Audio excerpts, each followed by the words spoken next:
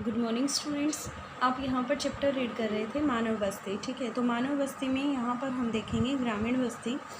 ग्रामीण बस्तियाँ देखिए,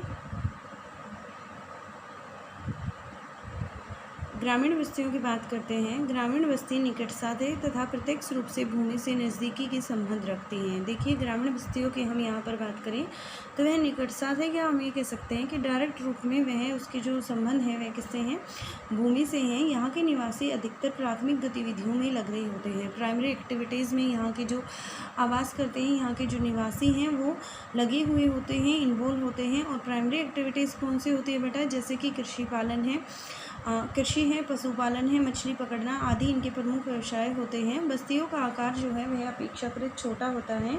ग्रामीण बस्तियों को प्रभावित करने वाले कारकों की बात देख लेते हैं हम। देखिए, जिन कारकों की हम बात करते हैं उन कारकों में सबसे पहले आता है यहाँ पर जल आपूर्ति। साधारणतः ग्रामीण बस्तियां जल स्रोतों तथा जलाशयों जैसी नदियों, झीलें एवं झरने इत्यादि के समीप स्थित होती हैं। ग्रामीण बस्तियों की यदि हम बात करें तो उनकी जो लोकेशन होती है वह ज़्यादातर जल स्रोतों के आसपास ही होती है, जैसे कि नदियां हों, झीलें हों या तालाब उनके आसपास होने चाहिए, जहां जल उन्हें आसानी से उपलब्ध हो सकता है। कभी कभी पानी की आवश्यकता लोगों को अन्यथा असुविधाजनक स्थानों जैसे कि दलदल से घिरे द्वीपों अथवा नदी के किनारे निचले क्षेत्रों में बसने के लिए प्रेरित करती है। देखिए, पानी की आवश्यकता की वजह से लोगों को अन्यथा असुविधाजनक स्थान होते हैं, जैसे दलदल से घिरे हुए द्वीप होते हैं, आइलैंड होते हैं, या फिर नदी के किनारे का जो निचला स्थान होता है वहाँ पर बसने के लिए उन्हें प्रेरित करती है। अधिकांश जल आधारित नम बिंदु बस्तियों में पीने, खाना बनाने, वस्त्र धोने आदि के लिए जल की उपलब्धि जैसे अनेक लाभ उपलब्ध होते हैं। यदि मैं नम बिंदु बस्तियों की बात करूं तो वहां पर देखिए, आपको पता है पानी की आवश्यकता कहाँ हमें होती है, पीने के लिए, खाना बनाने के लिए, वस्त्र धोने के लिए, जो हमारी घरेलू आवश्यकताएं हैं उनकी पूर्ति के लिए हमें पानी की आवश्यकता होती है। तो यहाँ हम कहेंगे कि जल की उपलब्धि जैसे अनेक लाभ उन्हें प्राप्त होते हैं। फार्म भूमि की सिंचाई के लिए नदियों और झीलों का उपयोग किया जाता है। जब हम एग्रीकल्चर करते हैं, खेती करते हैं, तो देखिए कुछ परसेंट जो हमारी एग्रीकल्चर है वह हमारे मानसून के ऊपर निर्भर करती है। और यदि हम पृथ्वी के जल की बात करें तो वह भूमि की सिंचाई के लिए हमें नदियों या झीलों के द्वारा जो प्राप्त जल होता है उसका हम यहाँ उपयोग करते हैं। इन्हीं जल स्रोतों से वहाँ के निवासी भोजन हेतु मछली पकड़ते हैं तथा नाव चलाने योग्य नदियाँ एवं झीलें जल के यातायात के लिए भी प्रयोग की जाती हैं। देखिए, फर्स्ट फैक्टर हमने जो ग्रामीण बस्तियों के लिए देखा तो सबसे बड़ा फैक्टर यहाँ पर क्या है, जल की उपलब्धता है। दूसरा हम यहाँ बात करेंगे भूमि। मनुष्य बसने के लिए उस जगह का चुनाव करता है जहाँ भूमि जो है वह कृषि कार्य के लिए उपयुक्त या उपजाऊ होती है। यूरोप में दलदली क्षेत्र एवं निचले क्षेत्र में बस्तियां नहीं बसाई जाती, जबकि दक्षिणी पूर्वी एशिया में रहने वाले लोग नदी घाटियों के निम्न भाग एवं तटवर्तीय मैदानों के निकट बस्तियां बसाते हैं, जो उन्हें नम चावल की कृषि के लिए सहायक होते हैं। किसी भी क्षेत्र में प्रारंभिक आदिवासी उपजाऊ एवं समतल क्षेत्रों में ही बसते थे। देखिए, शुरुआत की यदि मैं यहाँ पर बात करूँ तो मनुष्य जो है वह भूमि का चुनाव इस पर्पज़ से करता है ताकि वह जो भूमि है वह कृषि के लिए उपजाऊ हो। लेकिन यदि मैं यूरोपियन कंट्री की बात करूँ, ठीक है, दे आर डेवलप्ड कंट्रीज़, तो यहाँ की मैं बात करूँ तो यहाँ का जो दलदली क्षेत्र है या जो निचला क्षेत्र है वहाँ पर बस्तियाँ नहीं बसाई जाती। और इसके अपोजिट यदि मैं बात करूँ तो जो दक्षिणी पूर्वी एशिया है वहाँ मैं देखूँ तो लोग जो है वह नदी घाटियों में बसना ज़्यादा पसंद करते हैं या तटवर्ती या निम्न भागों में बसना पसंद करते हैं। उसका रीज़न यहाँ पर सबसे बड़ा क्या है कि वो वहाँ पर एग्रीकल्चर जो है वह आसानी से कर सकते हैं। और यदि मैं प्रारंभिक आदिवासी की बात करूं, जो आदिमानव की भी बात करूं, तो वह भी उपजाऊ या समतल क्षेत्र में ही रहना पसंद करता था। ऊंची भूमि के क्षेत्र मानव ने अपने अधिवास हेतु ऊंचे क्षेत्रों को इसलिए चुना है वहां पर बाढ़ के समय होने वाली क्षति से बचा जा सके एवं मकान व जीवन सुरक्षित रह सके। नदी बेसिन के निम्न भाग में बस्तियां नदी वेदिका व तटबंधों पर बसाई जाती हैं, क्योंकि ये भाग शुष्क बिंदु होते हैं और उष्णकटिबंधीय देशों के दलदली क्षेत्रों के निकट लोग अपने मकान स्तंभों पर बनाते हैं। देखिए, यदि दलदली भूमि की बात करें तो वहाँ के जो लोग होते हैं वो अपने मकान कहाँ बनाते हैं, स्तंभों, पिलर्स के ऊपर बनाते हैं, जिससे कि बाढ़ एवं कीड़े मकोड़ों से बचा जा सके। अब यहाँ बात करते हैं गृह निर्माण सामग्री। देखिए, मैंने आपको 3 फैक्टर पढ़ाए। फर्स्ट मैंने जल आपूर्ति पढ़ाया, सेकंड मैंने यहाँ पर क्या पढ़ाया है, आपको भूमि पढ़ाया है, और थर्ड मैंने आपको यहाँ उच्च भूमि क्षेत्र पढ़ाया है। अब हम यहाँ पर फोर्थ फैक्टर की बात करते हैं, मानव बस्तियों के विकसित होने में गृह निर्माण सामग्री की उपलब्धता भी एक बड़ा कारक होता है। जहाँ आसानी से लकड़ी, पत्थर आदि प्राप्त हो जाते हैं, मनुष्य वहीं अपनी बस्तियाँ बसाता है। देखिए, जब हमें अपने घर, अपने आवास का निर्माण करना है तो उसके लिए हमें जिन चीज़ों की आवश्यकता होती है, वो चीज़ें जहाँ आसानी से उपलब्ध हो जाती हैं, वहीं पर हम अपना आवास या अपनी बस्तियाँ बसाना चाहते हैं। ठीक है, तो जैसे कि हमें आसानी से जहाँ लकड़ी, पत्थर आदि प्राप्त होते हैं, मनुष्य वहीं अपनी बस्तियाँ बसाता है। वनों को काटकर प्राचीन गाँवों को बनाया गया था, जहाँ लकड़ी जो है वह बहुत मात्रा में पाई जाती थी। चीन के लोयस क्षेत्र में वहाँ के निवासी कंदराओं में मकान बनाते थे एवं अफ्रीका के सवाना प्रदेश में कच्ची ईंटों के मकान बनते थे, जबकि ध्रुवीय क्षेत्रों में एस्किमो जो हैं वह हिमखंडों से अपने इग्लू का निर्माण करते हैं। देखिए, जो ध्रुवीय क्षेत्र, जो पोलर रीजन है, जैसे कि मैं आपको पोलर रीजन आपका कौन सा है, नॉर्थ पोल और साउथ पोल, ठीक है, जो 66.5 डिग्री से 90 डिग्री तक है वो आपका पोलर रीजन है। उसे पोलर रीजन क्यों कहा गया है? क्योंकि वहाँ पर स्नोफॉल जो है वह काफ़ी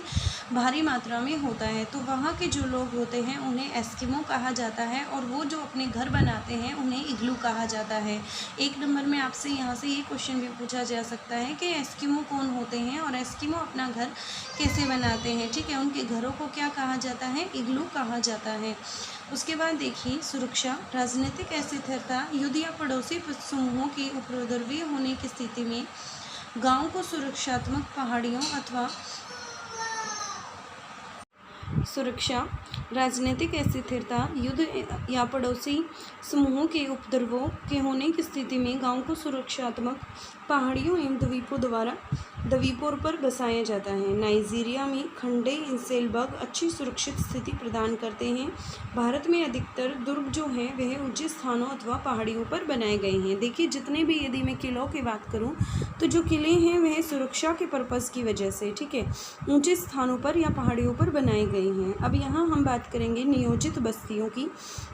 इस तरह की बस्तियां सरकार द्वारा बसाई जाती हैं। देखिए, जो नियोजित बस्तियां हैं यह सरकार द्वारा बसाई जाती हैं। ग्रामवासियों द्वारा स्वतः जिन बस्तियों की स्थिति का चयन नहीं किया जाता है, सरकार द्वारा अधिकृत की गई ऐसी भूमि पर निवासियों को सभी प्रकार की सुविधाएं जैसे कि आवास, पानी तथा अन्य अवसंरचना आदि उपलब्ध कराकर बस्तियों को विकसित करती हैं। इथियोपिया में सरकार द्वारा ग्रामीणीकरण योजना एवं भारत में इंदिरा गांधी नहर के क्षेत्र में नहरी बस्तियों का विकास इसके अच्छे उदाहरण हैं। देखिए, नियोजित बस्तियों को जो बसाया जाता है वह सरकार के द्वारा बसाया जाता है, और यह सरकार जो है वह ऐसे भूमि पर इन्हें बसाती है जहाँ जो सरकार द्वारा अधिकृत की गई भूमि होती है, और उस भूमि पर उनको सभी सुविधाएं उपलब्ध कराई जाती हैं जैसे कि आवास है, पानी है या अन्य संरचना आदि चीज़ें उन्हें उपलब्ध कराई जाती हैं। ठीक है, फिर उसके बाद देखिए, ग्रामीण बस्तियों के प्रतिरूप। ग्रामीण बस्तियों का प्रतिरूप यह दर्शाता है कि मकानों की स्थिति किस प्रकार एक दूसरे से संबंधित है। गांव की आकृति एवं प्रसार को प्रभावित करने वाले कारकों में गांव की स्थिति, समीपवर्ती स्थलाकृति एवं क्षेत्र का भूभाग प्रमुख स्थान है। ग्रामीण बस्तियों का वर्गीकरण कई मापदंडों के आधार पर किया जाता है। तो किस आधार पर किया जाता है वो यहाँ हम देख लेते हैं एक बार। देखिए, सबसे पहले विन्यास के आधार पर इनके मुख्य प्रकार हैं मैदानी ग्राम, पठारी ग्राम, तटीय ग्राम, वन ग्राम और मृस्थलीय ग्राम। कार्य के आधार पर इन्हें विभाजित करें। देखिए, विन्यास के आधार पर, ठीक है, जैसे वहाँ की स्थलाकृति, जैसे वहाँ की लोकेशन होगी उसके अकॉर्डिंग। फिर कार्य के आधार पर कृषि ग्राम होगा, मछुआरों का ग्राम होगा, लकड़हारा ग्राम होगा, पशुपालक ग्राम होगा। बस्तियों की आकृति के आधार पर इसमें कई प्रकार की जैमिक आकृतियाँ हो सकती हैं, जैसे कि रेखीय, आयताकार, वृत्ताकार, तार के आकार की, टी के आकार की, चौपट्टी, दोहरे ग्राम। ठीक है, रैखिक प्रतिरूप की बात करते हैं यहाँ हम, तो इस प्रकार की बस्तियों में मकान सड़कों, रेल लाइनों, नदियाँ, नहरें घाटी के किनारे अथवा तटबंधों पर स्थित होती है। रैखिक प्रतिरूप में आपको क्लियर किया गया है कि जो इस प्रकार की चीज़ें हैं वह किसी चीज़ के किनारे बसाई जाती हैं, जैसे कि तटबंधों, नहरों, नदियों, रेल लाइनों, सड़कों के किनारे। आयताकार प्रतिरूप, ग्रामीण बस्तियों का यह प्रतिरूप समतल क्षेत्रों तथा चौड़ी अंतराल पर्वतीय घाटियों में पाया जाता है। इसमें सड़कें आयताकार होती हैं जो एक दूसरे को समकोण पर काटती हैं। फिर उसके बाद वृत्ताकार की बात करते हैं। इस प्रकार के गांव झीलों व तालाबों आदि क्षेत्रों की चारों ओर बस्ती बस जाने से विकसित होते हैं। कभी कभी ग्राम को इस योजना से बचाया जाता है कि उसका मध्य भाग खुला रहे, जिसमें पशु को रखा जाए ताकि वे जंगली जानवरों से सुरक्षित रहें। तारे के आकार का प्रतिरूप, जहाँ कई मार्ग आकर एक स्थान पर मिलते हैं और उन मार्गों के सहारे मकान बनते हैं, वहाँ तारे के आकार की बस्तियाँ विकसित की जाती हैं। टी आकार या वाई आकार या क्रॉस आकार। टी आकार की जो बस्तियाँ हैं वे सड़क के तिराहे पर विकसित होती हैं।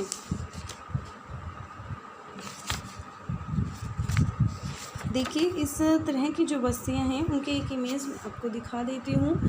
ये रैखिक प्रत्यारोप है, ठीक है। इसमें इस तरीके से बस्तियां बसाई जाती हैं, जैसे कि ये रेल लाइन आपको दिखाई गई है या इस तरीके की, ठीक है। फिर उसके बाद यहाँ मैं चौक पट्टे की बात करती हूँ। ये चौक हो गया। फिर उसके बाद यहाँ से देखिए, ये तारे के आकार के जहाँ बहुत सारे जो मार्ग हैं वह एक स्थान पर आकर मिलते हैं। फिर टी आकार देख लेते हैं। ये टी आकार की बस्ती हो गई। वृत्ताकार जो इस तरीके की। और फिर यहाँ हम देखेंगे तोहरा प्रतिरूप, ये आप यहाँ से देख सकते हैं, ठीक है। ये ग्रामीण बस्तियों के प्रतिरूप जो हैं वह आपको दिखाए गए हैं। क्लियर हो गया आपको इतना। अब देखिए English medium students, chapter number 10 कर रहे हैं आप। चैप्टर नंबर 10 आपका क्या है? ह्यूमन सेटलमेंट्स है। 91 पेज नंबर पर human settlements.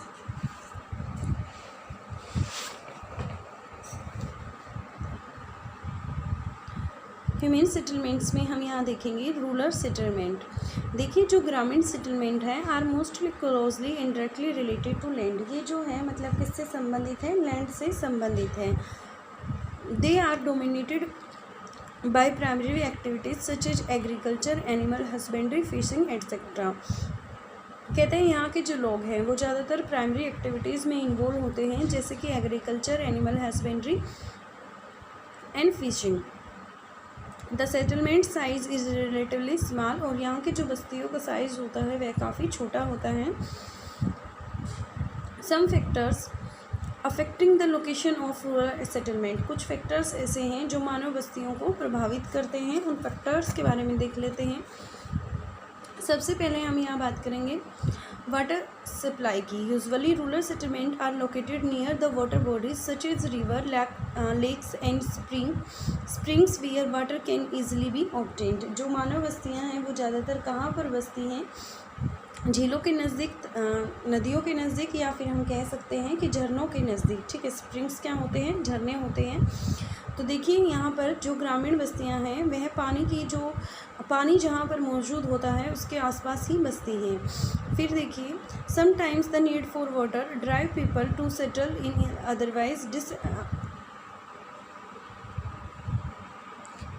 sometimes the need for water drive people to settle in otherwise disadvantaged sites such as the islands surrounded by the swamps और लो लेइंग रिवर बैंक्स। और कुछ time तो ऐसे भी होता है कि पानी की ज़रूरत के लिए लोगों को अपनी बस्तियों का जो सेटलमेंट है वो कहाँ करना पड़ता है? आइलैंड के आसपास जो करना पड़ता है, जहाँ वो दलदली भूमि से घिरे हुए होते हैं, या रिवर का जो नीचे वाला एरिया होता है वहाँ पर। Most water based wet point settlement have many advantage. और जो वाटर बेस्ड वेट पॉइंट जो होते हैं, गिले जो स्थान हैं, नम बिंदु जो हैं, उनसे हमें बहुत सारे फ़ायदे होते हैं।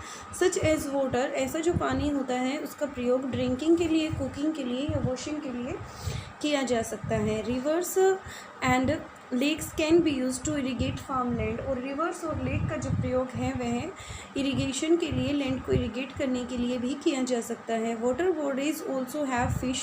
वाटर बॉडीज़ में फ़िश भी होती हैं which can be caught for the diet, खाने के लिए जिन्हें पकड़ा जा सकता है। Navigable river and lakes can be use for transportation.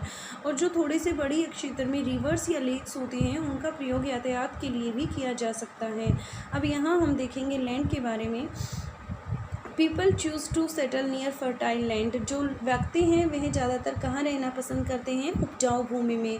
Suitable for agriculture, जो कृषि के लिए उचित होती हैं। In Europe villages grow up near rolling country avoiding swampy, जो यूरोप की जो विलेजेस हैं grow up near rolling country avoiding swampy, दलदली और जो लो लाइंग लैंड है उसको वो अवॉइड करते हैं। जब उसके विपरीत यदि मैं यहाँ पर बात करती हूँ तो जो लोग हैं वह South East Asia choose to live near low lying river valleys, वो कहाँ रहना पसंद करते हैं, जो लो लाइंग रिवर वैलीज हैं एंड कोस्टल प्लेन्स के आसपास, suited for wet rice cultivation, जो उनके लिए उचित होता है किस चीज़ के लिए, जो राइस कल्टीवेशन है उसके लिए। Early settlers choose plain areas with the fertile soil, और यदि मैं पहले के सेटलर्स की बात करूं, ठीक है, जो पहले आदिवासी थे उनकी बात करूं तो वो जो हैं वह प्लेन एरियाज़ और फर्टाइल सोइल्स भी रहना, जो उपजाऊ मिट्टी होती थी वहाँ पर रहना पसंद करते थे।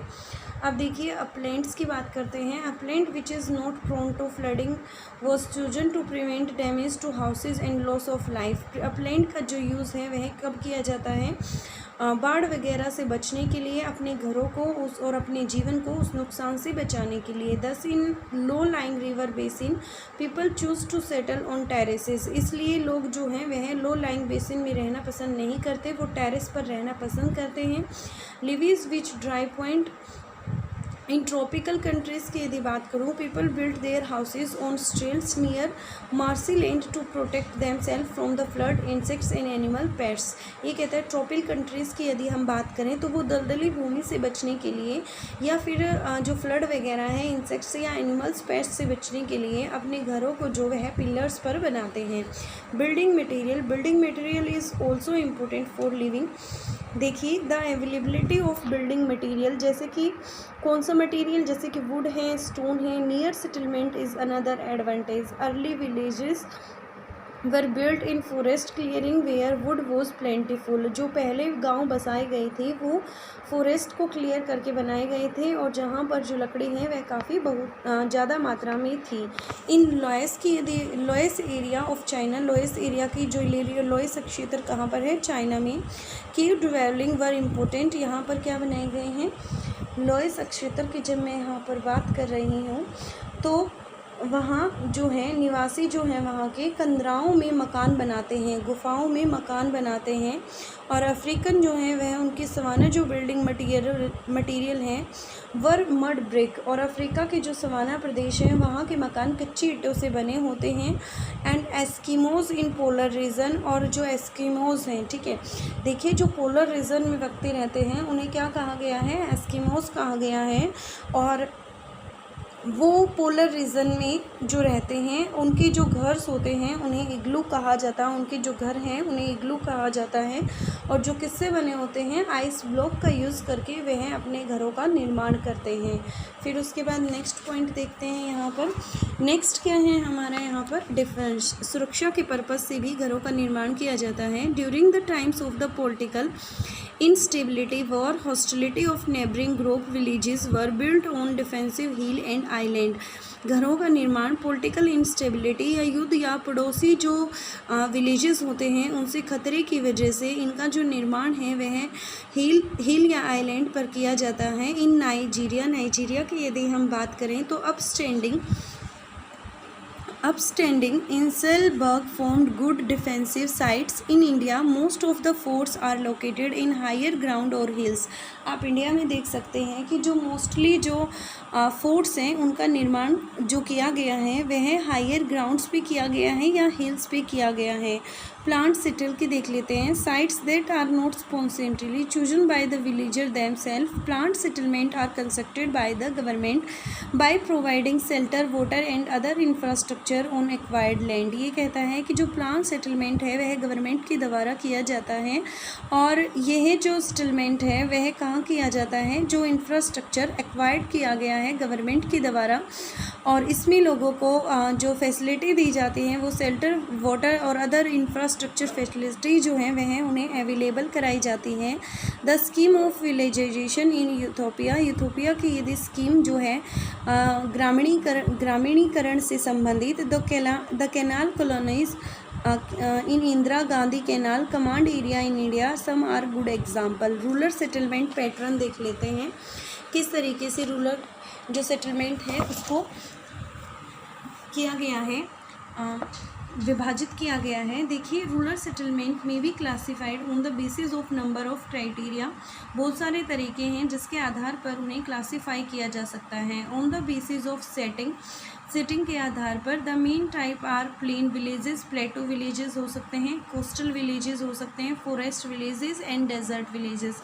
On the basis of function के आधार पर देवी में फार्मिंग विलेज हो सकते हैं, फिशरमैन्स विलेजेस हो सकते हैं, लंबरजिक विलेजेस हो सकते हैं, पेस्ट्रोल विलेजेस हो सकते हैं। On the basis of forms और शेप ऑफ द सेटलमेंट के आधार पर they may be number of geometrical form and shape such as linear हो सकते हैं, rectangular, circular, star and T shape village हो सकते हैं, डबल विलेज हो सकते हैं, क्रॉस शेप विलेज हो सकते हैं। वन बाय वन हम थर्ड्स के अलग अलग टाइप देखते हैं कि लीनियर पैटर्न कौन सा है। ऐसा सेटलमेंट जिसमें जो हाउस है वो लोकेट करते हैं, किसके अलोंग लोकेट करेंगे, रोड के, रेलवे लाइन के, रिवर, कैनाल या एज ऑफ ए वैली और अलोंग ए लेवी।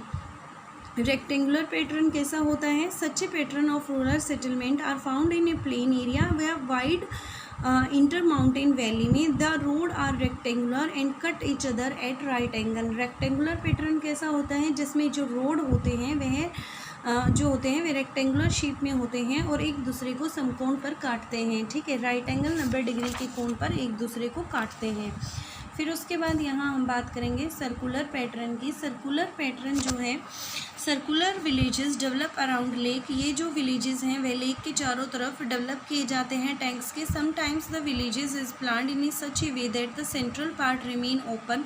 जो उसका सेंट्रल पार्ट है वह खुला रहे। Is used for keeping the animals. और उसका जो प्रयोग है वह एनिमल्स को रखने के लिए किया जाता है। Protect them from the wild animal. जो उन्हें जंगली जानवरों से बचा कर रखता है।